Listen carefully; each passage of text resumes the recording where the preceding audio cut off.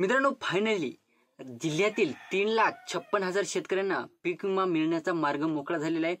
जे उर्वरित शेतकरी आहेत त्या शेतकऱ्यांना हा पीक विमा मिळणार आहे। त्यानंतर पोस्ट हार्वेस्टचा सुद्धा शेतकऱ्यांना पीक विमा मिळणार आहे। म्हणजे एकंदरीत बघायला झालं मित्रांनो, ज्या जिल्ह्याविषयी आपण माहिती घेणार आहोत त्या जिल्ह्यामध्ये जवळपास 75% म्हणा किंवा उर्वरित पीक विमा म्हणा वगैरे वगैरे, तर तो पीक विमा शेतकऱ्यांच्या खात्यावर वितरित होणार आहे। तर त्याविषयीची सविस्तर माहिती आपण या अगोदरच्या व्हिडिओमध्ये सुद्धा घेतलेली होती, परंतु एक्झॅक्ट डेट आपल्या हाती लागलेली नव्हती।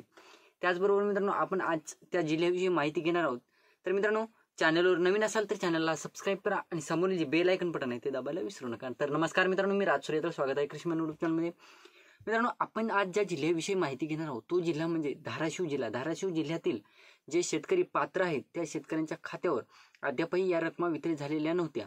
मित्रांनो, तुम्हाला देखील काही प्रश्न असतील तर डायरेक्टली इंस्टाग्राम आयडी डिस्क्रिप्शन बॉक्समध्ये दिलेला आहे, त्यावर मेसेज करून विचारू शकता। मित्रांनो, 109 कोटी रुपयांचा पीक विमा हा मंजूर करण्यात आला आहे।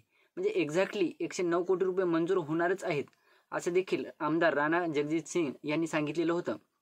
तर मित्रांनो, जवळपास 109 कोटी रुपयांचा पीक विम्यामध्ये आता तुम्हाला प्रश्न पडलेला असेल की बाबा आम्ही पात्र असून सुद्धा आमच्या खात्यावर एकही रुपया आतापर्यंत आलेला नव्हता, तर मग आता त्याच अनुषंगाने हा पीक विमा वितरित होईल का, की उर्वरित पीक विमा वितरित होईल, की पोस्ट हार्वेस्टचा वगैरे पीक विमा वितरित होईल?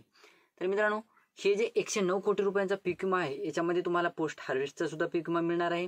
त्यानंतर मित्रांनो, तुम्ही जर पात्र असून सुद्धा तुमच्या खात्यावर अद्याप या रकमा वितरित झालेल्या नसतील तर ते सुद्धा पीक विमा मिळणार आहे। बरेच शेतकरी असे होते ज्यांचं एलबेस 0 मधून लोकलाइज मध्ये कन्वर्ट होतच नाहीये किती दिवसापासून, तर आता त्यांच्यासाठी सुद्धा ही गुड न्यूज असणार आहे। तर त्यांचं सुद्धा स्टेटस चेंज होणार आहे, पण त्यामध्ये सुद्धा एक कंडिशन आहे, जर तुमचा क्लेम मंजूर असेल, अप्रुव्हल असेल, तरच तुमचं क्लेम हे एल बेस 0 मधून तुमचं लोकलाइज मध्ये वगैरे कन्वर्ट होत असतं, पोस्ट हार्वेस्ट मध्ये वगैरे कन्वर्ट होत असतं।